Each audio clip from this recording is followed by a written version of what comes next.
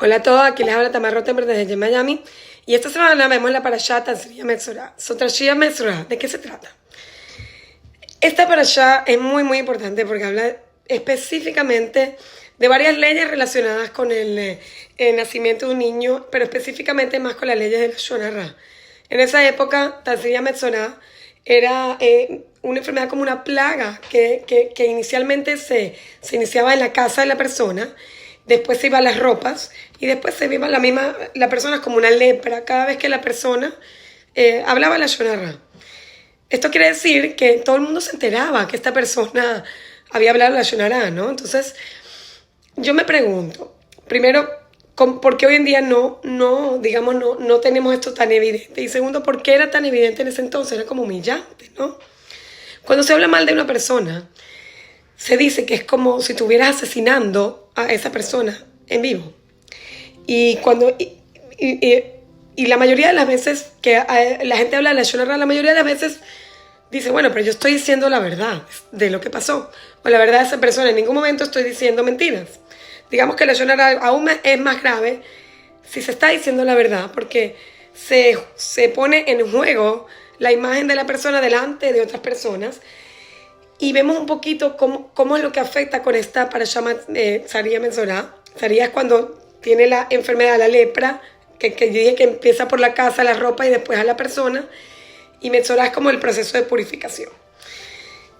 Que había que sacrificar un animal y también entrar en un proceso de purificación con el Cohen, etcétera.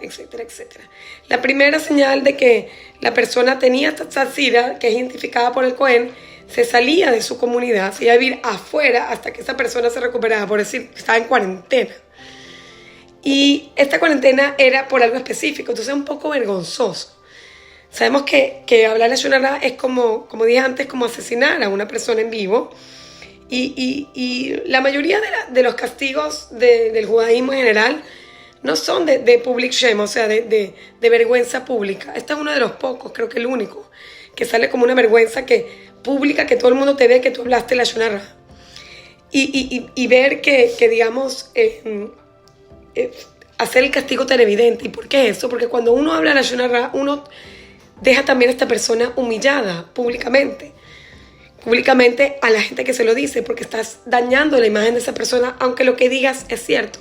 Y así de grave es, y así por eso era de grave el castigo, que todo el mundo se tenía que enterar, aunque tú dices, ay, no fue mi intención, pero ahí se veía que, bueno, no fue tu intención, pero los actos tienen consecuencias y hay que repararlos, hay que pasar por ese proceso, aunque no era la intención de nadie.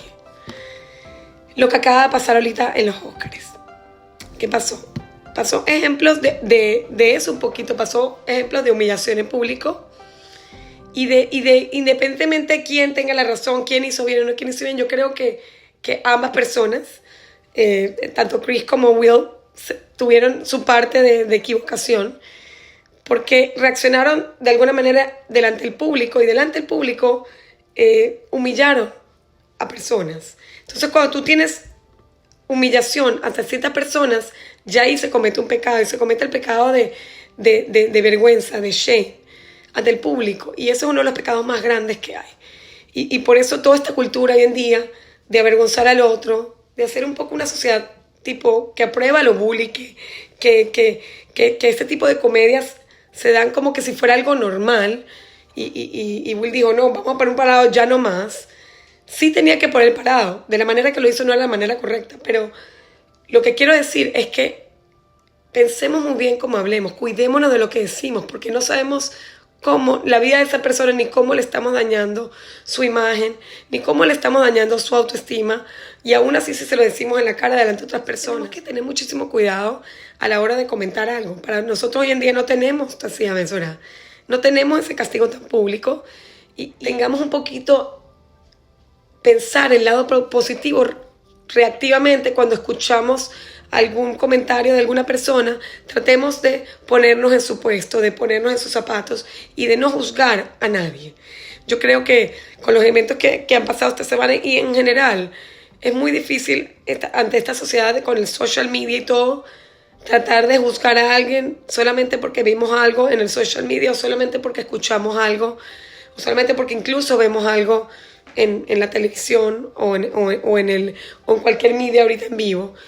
Tratemos de informarnos de las cosas que son válidas, de informaciones válidas, y también tratemos de no caer en ese tipo de habladuría, de hablar mal del otro y de tratar de crear una imagen del otro, porque en realidad todo eso puede volver a venir a nosotros y no va a ser agradable.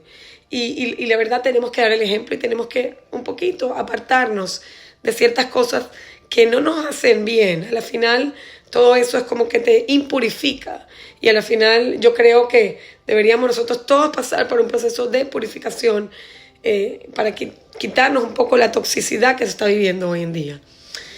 Y con eso y con esta súper interesante para allá, y los dejo que tengan un Shabbat súper significativo.